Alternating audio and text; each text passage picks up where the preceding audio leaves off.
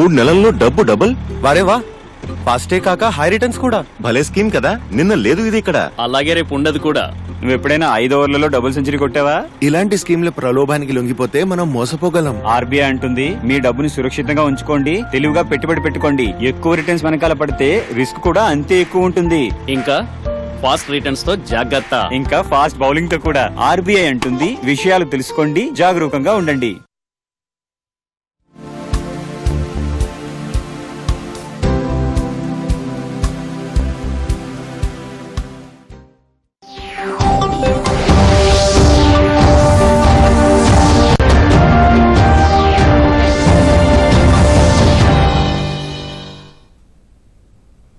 నమస్కారం. దూరదర్శన్ వార్తలకు స్వాగతం. నేను త్రిమూర్తులు. ముందుగా ముఖ్యాంశాలు.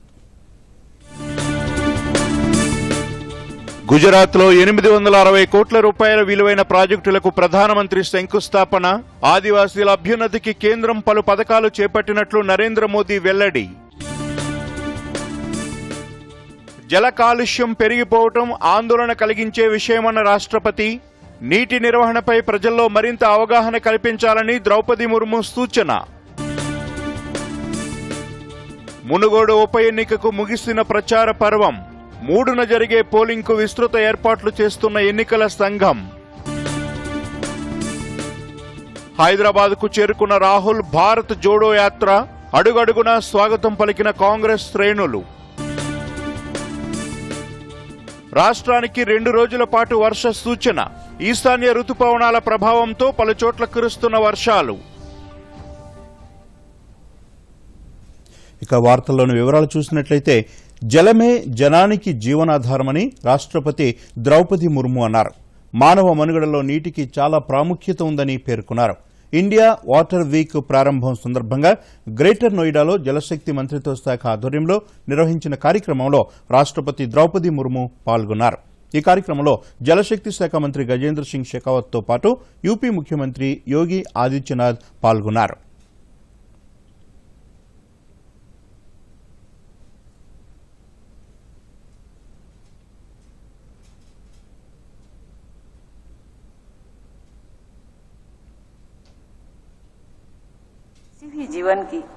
ఈ సందర్భంగా రాష్ట్రపతి మాట్లాడుతూ, మన దేశంలో జలాన్ని దైవంతో సమానంగా చూస్తారని అన్నారు.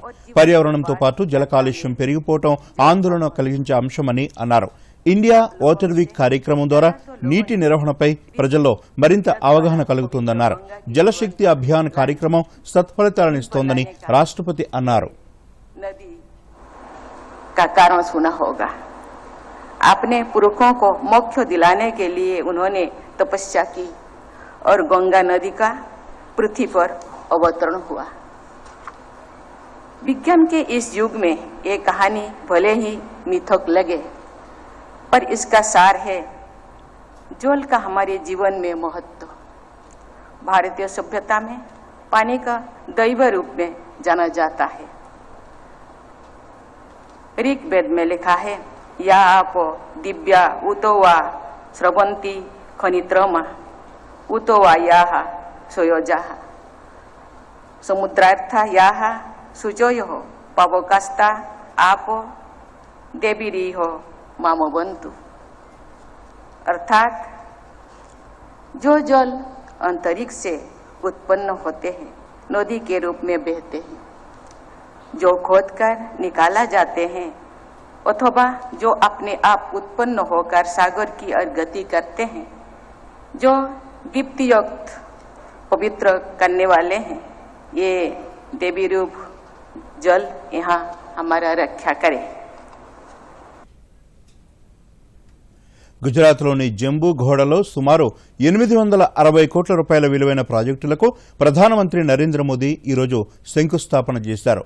శ్రీ గోవింద్ గురు యూనివర్సిటీలో కొత్త గ్రీన్ అడ్మినిస్ట్రేటివ్ బ్లాక్ ప్రారంభోత్సవంతో పాటు వివిధ అకాడమిక్ బ్లాకులను ప్రధాని శంకుస్థాపన చేశారు. ఈ సందర్భంగా గిరిజన స్వాతంత్ర సమరయోధులు రాజా రూప్ సింగ్ నాయక్, సెయింట్ జోరియా పరమేశ్వర్ల స్వస్థలమైన దాండియాపుర, వాడేక్లలో వారి ధైర్య స్మృతులతో నిర్మించిన ప్రాథమిక పాఠశాలలు, స్మారక చిహ్నాలను కూడా ప్రధాని ప్రారంభించారు. અને આપણું આ જાંબુઘોડા એટલે અમારા આદિવાસી સમાજના మహాన్ బలిదానోను సాక్షి ఈ సందర్భంగా ఏర్పాటు చేసిన బహిరంగ సభలో ప్రధానమంత్రి ప్రసంగిస్తూ ఆదివాసీల సంక్షేమానికి తమ ప్రభుత్వం పెద్దపీట వేసిందని అన్నారు. పలు మోడల్ స్కూళ్లు, ఆదర్శ పాఠశాలలు ఏర్పాటు చేయడంతో పాటు ఆదివాసీలకు పౌష్టికాహారం అందేలా చర్యలు తీసుకున్నట్లు చెప్పారు. ఆదివాసీలు సహితం ప్రధాన స్రవంతిలోకి వస్తున్నారని, వారిలో కూడా డాక్టర్లు, ఇంజనీర్లు పెద్ద సంఖ్యలో తయారవుతుండటం హర్షణీయమని నరేంద్ర మోదీ పేర్కొన్నారు. નમન કરવાનો અવસર છે, માથું નમાવવાનો અવસર છે.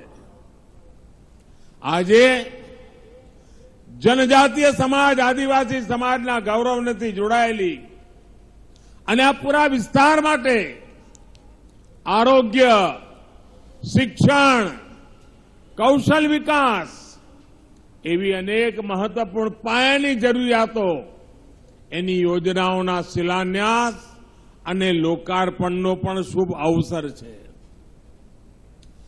ગોવિંદ ગુરુ યુનિવર્સિટી એના પ્રશાસનિક નવું જે કેમ્પસ છે અને ખૂબ સુંદર બન્યું છે અને આ ક્ષેત્રમાં કેન્દ્રીય વિદ્યાલય બનવાના કારણે પણ સેન્ટ્રલ સ્કૂલ બનવાને કારણે మునుగోడు ఉప ఎన్నిక చివరి అంకానికి చేరుకుంది. ఎన్నికల ప్రచారానికి నేటితో తెరపడింది. ఎల్లుండి పోలింగ్ జరగనుంది. టీఆర్ఎస్, బీజేపీ, కాంగ్రెస్ తో పాటు మొత్తం 47 మంది అభ్యర్థులు బరిలో ఉన్నారు. 3న జరిగే పోలింగ్ కు పటిష్ట ఏర్పాట్లు చేస్తున్నట్లు ఎన్నికల ప్రధానాధికారి వికాస్ రాజ్ తెలిపారు. ప్రచారం ముగిసిన వెంటనే స్థానికేతరులు నియోజకవర్గాన్ని వదిలి వెళ్లాలని ఆయన సూచించారు. ఆయా పార్టీల ప్రతినిధులు మీడియా సమావేశాలు, ఇంటర్వ్యూలు వంటివి ఇవ్వకూడదని, సామాజిక మాధ్యమాల ద్వారా కూడా ప్రచారం చేయకూడదని హెచ్చరించారు. అదేవిధంగా ఎస్ఎంఎస్లపైన నిషేధం విధించినట్లు చెప్పారు. దీనికి అనుగుణంగా నెట్వర్క్ ప్రొవైడర్లు తగిన జాగ్రత్తలు తీసుకోవాలని ఆదేశించారు. ఎన్నికల సంఘం పేర్కొన్న నిబంధనలను ఖచ్చితంగా పాటించి పోలింగ్ ప్రక్రియ సజావుగా సాగేందుకు ప్రజలు, ప్రజాప్రతినిధులు సహకరించాలని ఎన్నికల ప్రధానాధికారి వికాస్ రాజ్ కోరారు. ఈ అన్ని పోలింగ్ స్టేషన్ లో యాక్టివిటీస్ ని చూడడానికి వెబ్ కాస్టింగ్ ఇప్పుడు 100% పోలింగ్ స్టేషన్స్ లో ఈసారి చేయడం జరుగుతుంది. అట్లాగే ఈ flying squads, static surveillance teams, MCC teams, ఈ అన్ని టీమ్స్ కలిపి ఒక 51 టీమ్స్ పనిచేస్తున్నాయి ఇప్పుడు. In addition to that, of course police teams etcetera కూడా ఉన్నాయి. I will come back to that again. Polling hours లోకి వస్తే మునుగోడు ఉప ఎన్నిక ప్రచార ఘట్టం ముగియటంతో పోలింగ్ కు ముమ్మర ఏర్పాట్లు జరుగుతున్నాయి. నియోజకవర్గంలో 2,41,805 మంది ఓటర్లుండగా ఇందులో 1,21,672 మంది పురుషులు, 1,20,126 మంది మహిళలు, ఇతరులు ఉన్నారు. ఉప ఎన్నికకు 119 కేంద్రాల్లోని 298 పోలింగ్ కేంద్రాల్లో ఓటింగ్ జరగనుంది. అర్బన్ పరిధిలో 35, రూరల్ పరిధిలో 263 పోలింగ్ కేంద్రాలున్నాయి. ఈసారి ఆధునీకరించిన ఓటరు గుర్తింపు కార్డులు అందజేస్తుండగా ఓటర్ స్లిప్పుల పంపిణీ ఇప్పటికే పూర్తయింది. ఆన్లైన్లోనూ ఈ స్లిప్పును అందుబాటులో ఉంచారు. సాయంత్రం 6 గంటల వరకు క్యూ లైన్లో ఉన్న వారందరికీ ఓటు వేసే అవకాశాన్ని కల్పిస్తారు. అన్ని కేంద్రాలకు పంపిణీ చేయడానికి 1,192 ఈవీఎంలు, 596 వీవీప్యాట్లు, 596 కంట్రోల్ యూనిట్లను ఏర్పాటు చేశారు. ఎక్కడైనా ఈవీఎంలలో సమస్య తలెత్తితే వెంటనే సరిచేయడానికి నిపుణులను కూడా అందుబాటులో ఉంచారు. ఇప్పటికే జిల్లా ఎన్నికల అధికారి స్థాయిలో ఈవీఎంల ర్యాండమైజేషన్ ప్రక్రియ పూర్తయింది. ఎన్నికల నిర్వహణకు 373 మంది పీఓ, 373 మంది ఏపీఓ, 740 జీపీఓలతో పాటు సుమారు 2,000 మంది సిబ్బందిని వినియోగిస్తున్నారు. నోడల్ అధికారులు 16 మంది విధులు నిర్వహిస్తున్నారు. ప్రత్యేకంగా రూపొందించిన యాప్ ద్వారా ప్రతి గంటకు నేరుగా పోలింగ్ కేంద్రం నుంచి ఓటింగ్ శాతం నమోదు చేయనున్నారు. మద్యం, నగదు పంపిణీ చేస్తున్నారన్న ఫిర్యాదులపై ప్రత్యేక బృందాలతో నిఘా ఏర్పాటు చేశారు. ఎన్నికల విధుల్లో 3,366 మంది రాష్ట్ర పోలీసులు 15 కంపెనీల కేంద్ర బలగాల భద్రతను పర్యవేక్షిస్తున్నాయి. నియోజకవర్గంలోని 49 ప్రాంతాల్లో 105 సమస్యాత్మక పోలింగ్ కేంద్రాలను అధికారులు గుర్తించి కట్టుదిట్టమైన భద్రతా ఏర్పాట్లు చేస్తున్నారు. స్వాతంత్ర్య పోరాటంలో ఆదివాసీల పాత్ర ఎంతో ముఖ్యమైనదని ప్రధానమంత్రి నరేంద్ర మోదీ అన్నారు. రాజస్థాన్లోని బాన్స్వారా జిల్లాలో ఏర్పాటు చేసిన మన్గఢ్ ధామ్ కి గౌరవ యాత్ర కార్యక్రమంలో ప్రధానమంత్రి పాల్గొన్నారు. స్వాతంత్ర్య సమరయోధుడు గోవింద్ గురుకు నివాళులర్పించారు.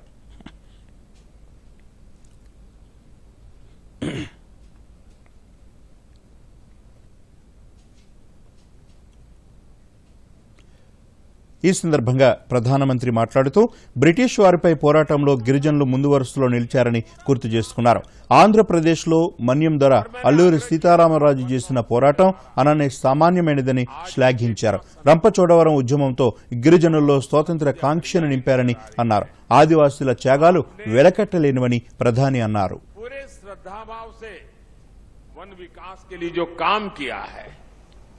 इस क्षेत्र को जिस प्रकार से हरा भरा बना दिया है, मैं इसके लिए यहां के सभी साथियों का हृदय से आज मैं अभिनंदन करता हूं.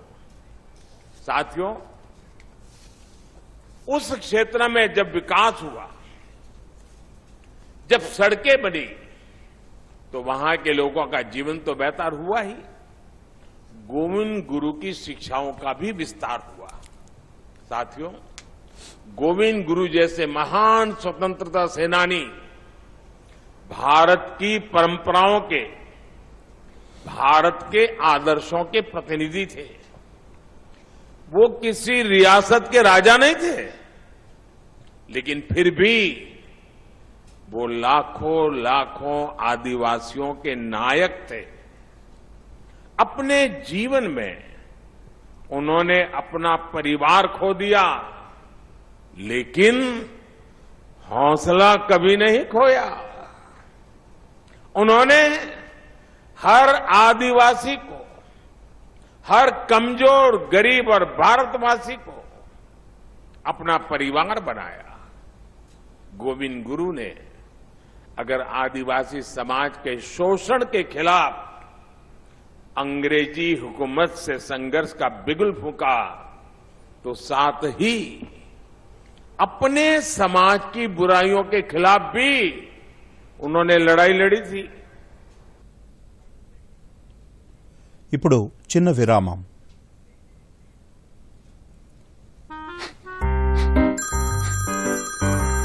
సార్, మీ కేవైసీ అప్డేట్ చేయాలి, లేకపోతే అకౌంట్, ఏటీఎం కార్డు బ్లాక్ అయిపోతాయి. జాగ్రత్త జాగ్రత్త 2.5 కోట్ల బహుమతి నాకు.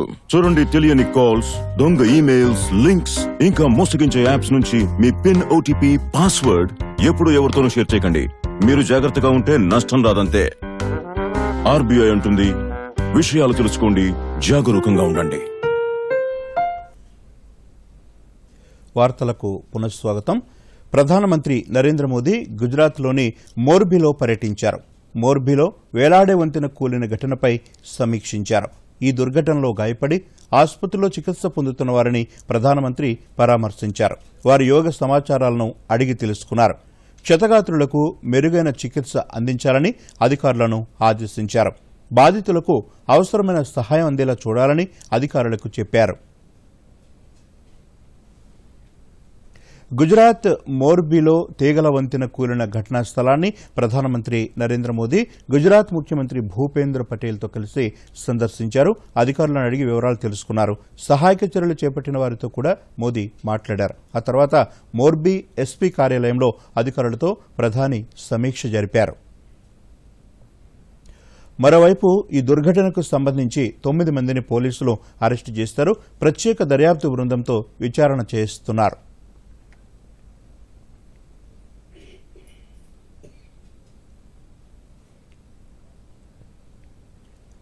చిన్నారుల్లో వచ్చే అరుదైన వ్యాధులను గుర్తించి చికిత్స అందించడానికి కేంద్ర ప్రభుత్వం చర్యలు చేపట్టింది. అందులో భాగంగా ఈరోజు హైదరాబాద్ సిడిఎఫ్డిలో ప్రత్యేక కార్యక్రమం జరిగింది. భారత ప్రభుత్వంలోని డిపార్ట్మెంట్ ఆఫ్ బయోటెక్నాలజీ కార్యదర్శి డాక్టర్ రాజేష్ గోఖలే ఈ కార్యక్రమాన్ని లాంఛనంగా ప్రారంభించారు. దేశంలో పీడియాట్రిక్ సంబంధిత అరుదైన జన్యు వ్యాధులను కనుగొనడానికి భారత ప్రభుత్వంలోని department of biotechnology, science and technology మంత్రిత్వ శాఖ చొరవ తీసుకున్నట్లు చెప్పారు. ప్రపంచవ్యాప్తంగా 350 మిలియన్ల మంది, దాదాపు 70 మిలియన్ల భారతీయులు అరుదైన జన్యుపరమైన వ్యాధుల బారిన పడుతున్నారని తెలిపారు. that this mutation is causative of a disease. And that's again a very, very complex problem. So therefore what, as Dr. Thangraj was showing you, is you do what is called pedigree analysis. What that means is that classically you look at who was your parent, who was the children, who are your forefathers, and you do this analysis across the pedigree and then try and identify, is there a variant or is there a mutation that is being actually propagated across the family, and is there an instance or there is a probability of chance of occurrence of both of these at one given point of time, such that it will provide you a manifestation of a disease. The annual recurring cost of one patient could range from 18 lakhs to... CDFT director doctor K Thangaraj మాట్లాడుతూ గత 27 ఏళ్లుగా genetic diagnostics పరిశోధనలు సేవలలో తమ సంస్థ అగ్రగామిగా నిలుస్తోందన్నారు. దేశంలో paediatric rare genetic డిజార్డర్కు కారణమయ్యే జన్యు ఉత్పరివర్తనాలను డీకోడ్ చేయడానికి సిడిఎఫ్డి ఇంటర్ డిసిప్లినరీ విధానాన్ని ప్రారంభించిందన్నారు. అరుదైన జన్యుపరమైన రుగ్మతలు ఉన్న పిల్లలు వారి తల్లిదండ్రుల నుండి నమూనాలను విశ్లేషించడానికి సిడిఎఫ్డి వైద్య కళాశాలల పీడియాట్రిక్స్ విభాగాలు డిబిటి యుఎంఎం ఐడి కేంద్రాలు పనిచేస్తున్నట్లు తంగరాజు చెప్పారు. It's a totally in-house developed website. So if you can see here down, we have this. So this National Rare Disease Policy 2021 also is an important milestone that has come up, and that shows the importance of rare disease. So this policy was launched by Ministry of Health and Family Welfare, and CDFD is one of the center of excellence under this rare disease policy, wherein Government of India is funding for treatment of some of these rare diseases for up to 50 lakh rupees per patient. So that's a really boon to these patients, wherein Dr. Thangaraj has told that many of these treatments are very, very expensive, and this is one of the steps that Government of India has taken recently towards the treatment. Rahul Gandhi చేపట్టిన భారత్ జోడో యాత్ర హైదరాబాద్ నగరంలో అడుగుపెట్టింది. ఈ ఉదయం శంషాబాద్ నుంచి ప్రారంభమైన రాహుల్ గాంధీ పాదయాత్ర ఆరాంఘర్ మీదుగా Puranapul, Hussain Alam, lord Bazar మీదుగా చార్మినార్కు చేరుకుంది. చార్మినార్ వద్ద జాతీయ పతాకాన్ని రాహుల్ గాంధీ ఆవిష్కరించారు.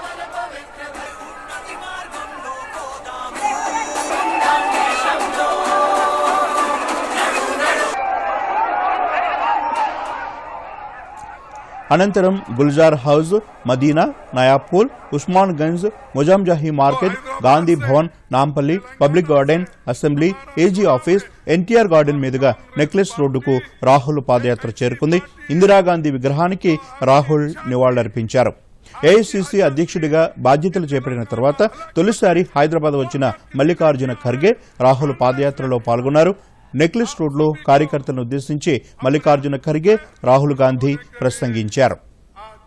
इतना बड़ा निर्णय श्रीमती सोनिया गांधी जी ने लिया, तो इसलिए भाइयों, ये एक जो देन है, इसको कायम रखने के लिए सेंट्रल गवर्नमेंट में कांग्रेस पार्टी को लाने के लिए आप सभी लोग पूरी ताकत लगाना जरूरी है.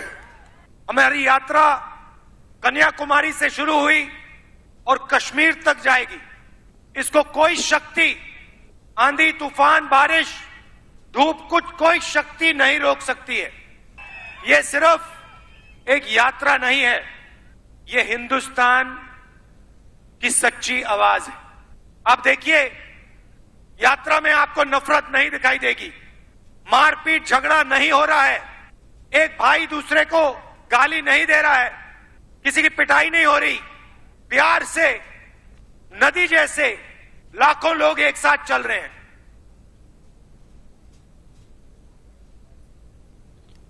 భూపాలపల్లి జిల్లా కేంద్రంలోని ప్రగతి భవన్లో ప్రధానమంత్రి ఉపాధి కల్పన పథకంపై యువతకు అవగాహన కార్యక్రమాన్ని చేపట్టారు. ఈ సందర్భంగా సబ్సిడీతో కూడిన రుణాలను తీసుకోవడంతో పాటు పరిశ్రమల స్థాపన, వివిధ పరిశ్రమలపై యువతకు అవగాహన కల్పించారు.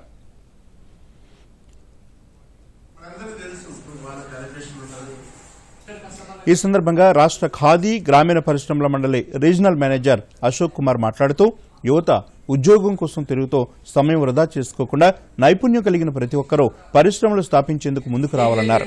కేంద్ర ప్రభుత్వం ప్రధానమంత్రి ఉపాధి కల్పన పథకం ద్వారా సబ్సిడీతో కూడిన రుణాలను అందిస్తోందని, అర్హులైన ప్రతి ఒక్కరూ దీన్ని సద్వినియోగం చేసుకోవాలని సూచించారు.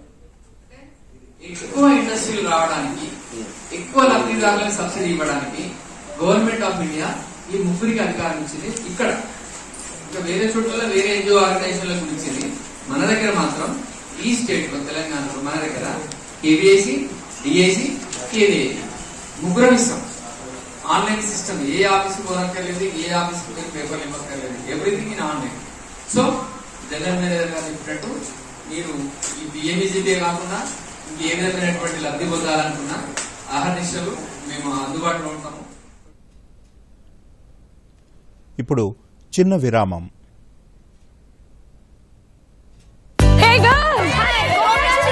ఈవేళ పార్టీ కావాలంతే. ముందు ఛాంపియన్ తో సెల్ఫీ తీసుకుందాం. ఐడియా, ఇక్కడే చేసుకుందాం పార్టీ. Pizza party. ఇది నీ కార్డు పిన్ను నా కార్డ్ డీటెయిల్స్ స్వయంగా వేస్తాను.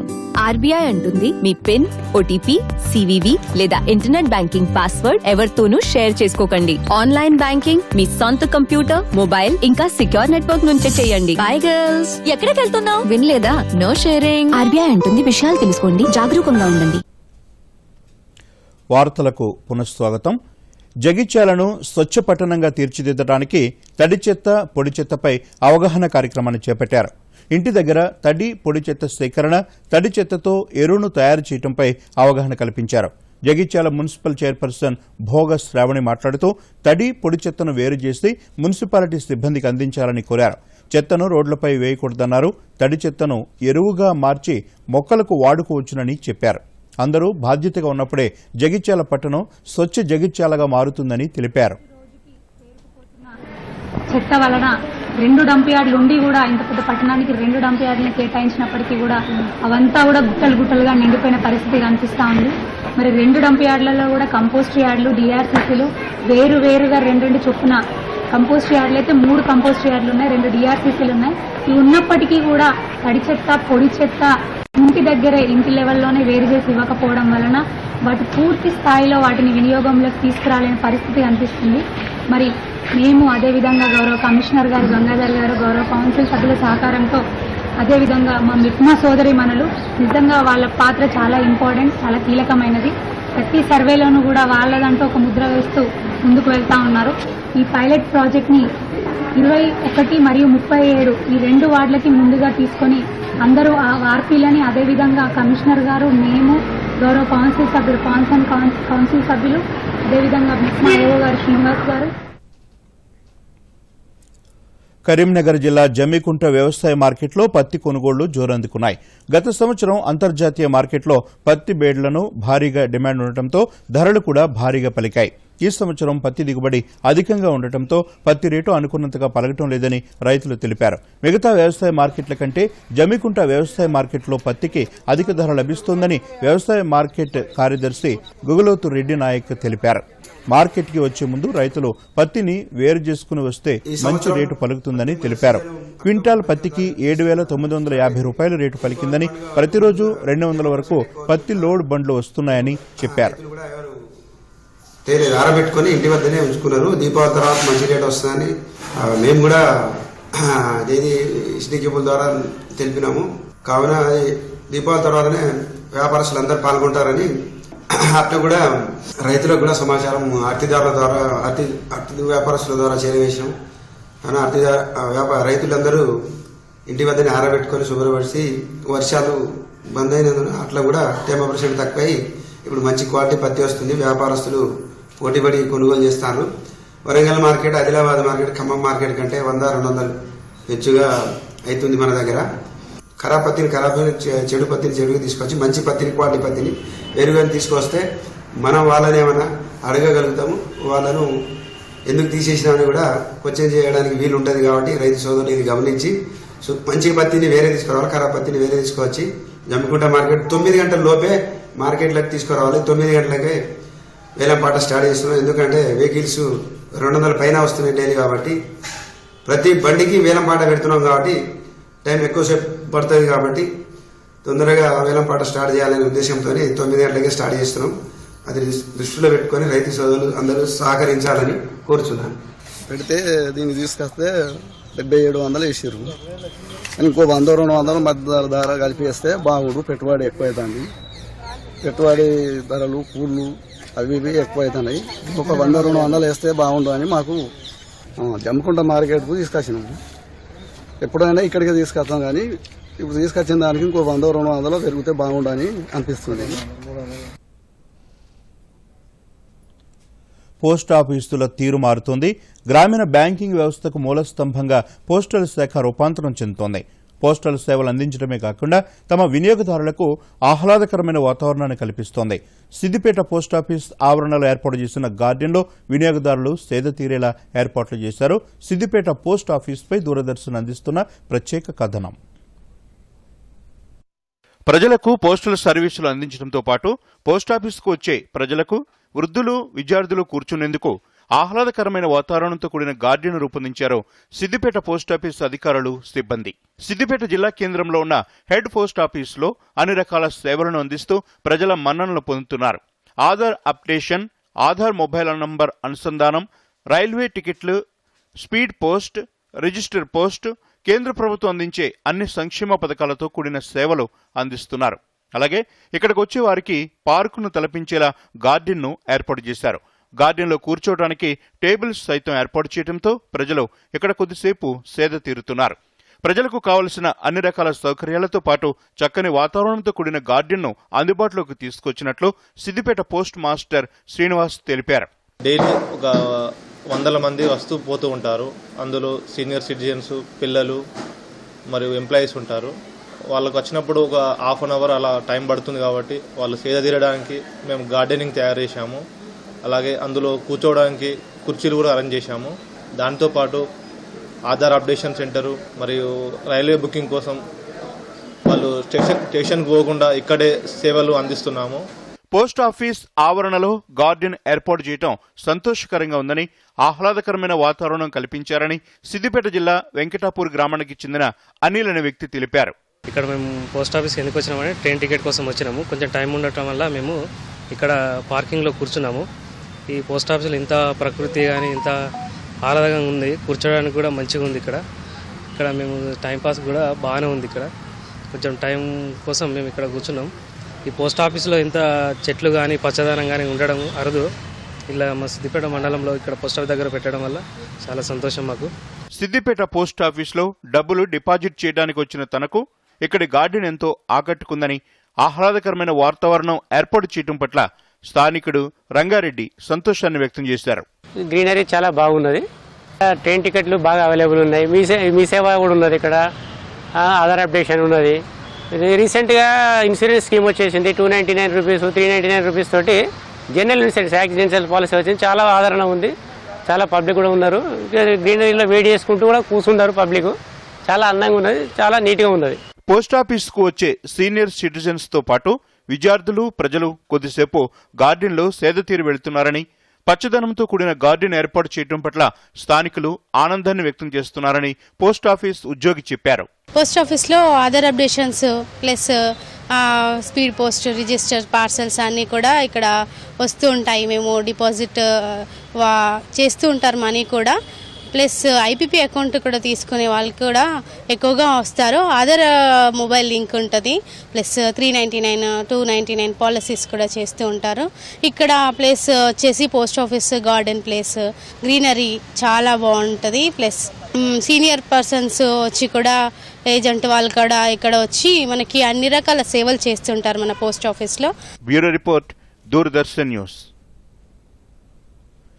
హైదరాబాద్ దూరదర్శన్ కేంద్రంలో 2 ఉద్యోగస్తుల పదవీ విరమణ కార్యక్రమం జరిగింది. దూరదర్శన్ డీడీజీ ఎన్వి రమణ, వార్తా విభాగం అధిపతి ఏ సురేఖ ఉద్యోగ విరమణ చేసిన ఉద్యోగస్తులను ఘనంగా సన్మానించారు.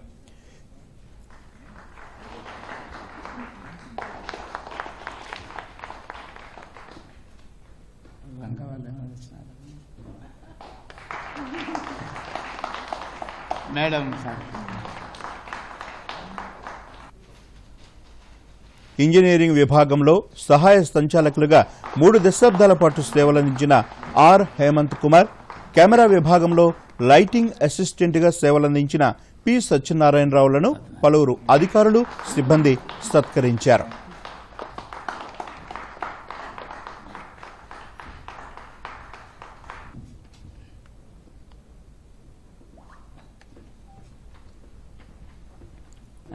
నిలబడాల్సిందిగా కోరుతున్నాం. దేశవ్యాప్తంగా చలి తీవ్రత రోజురోజుకు పెరుగుతుంది. ఇప్పటికే రాష్ట్రంలో చలి పెరిగింది. శీతగాలులు రాష్ట్రాన్ని వణికిస్తున్నాయి. ఈసారి అక్టోబర్ 3వ వారం నుంచే చలి వణికిస్తోంది. మరోవైపు ఈశాన్య రుతుపవనాల ప్రభావంతో రాష్ట్రంలో పలు చోట్ల వాతావరణం ఒక్కసారిగా మారిపోయింది. హైదరాబాద్తో పాటు పలు జిల్లాల్లో వర్షాలు కురిశాయి. 2 రోజుల పాటు తేలికపాటి నుంచి ఓ మోస్తరు వర్షాలు పడే అవకాశం ఉందని హైదరాబాద్ వాతావరణ కేంద్రం తెలియజేసింది. మరోవైపు తమిళనాడుతో పాటు ఆంధ్రప్రదేశ్లో భారీ వర్షాలు కురుస్తున్నాయి.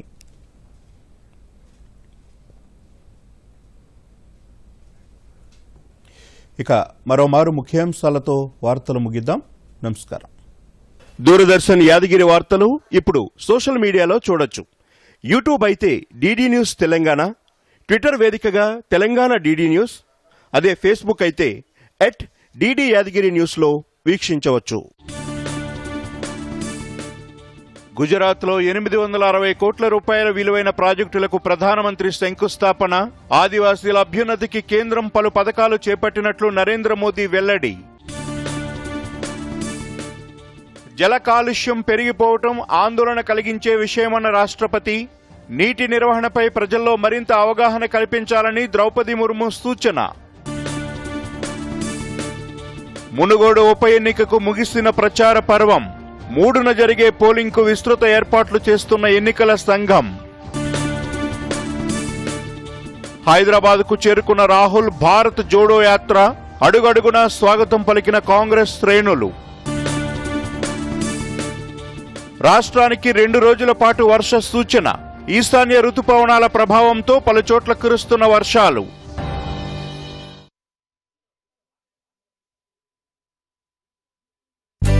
మన డెజర్ట్ వచ్చేసింది కానీ మన ఛాంపియన్ ఇంకా రాలేదు. మరి బిల్లిచ్చే ముందేనే వస్తుందంటారా? సో గర్ల్స్, ఏంటట సంగతి? బిల్లట సంగతి ఏది? నీ కాడి పిన్ని. ఆర్బీఐ అంటుంది మీ పిన్, ఓటీపీ, సివివి లేదా ఇంటర్నెట్ బ్యాంకింగ్ పాస్వర్డ్ ఎవరికీ ఇవ్వద్దు. ఆన్లైన్ బ్యాంకింగ్ మీ సొంత కంప్యూటర్, మొబైల్ ఇంకా సెక్యూర్ నెట్వర్క్ నుంచే చెయ్యండి. తినడం ఛాంపియన్షిప్ జరిగిందా? ఆర్బీఐ అంటుంది విషయాలు తెలుసుకోండి, జాగరూకంగా ఉండండి.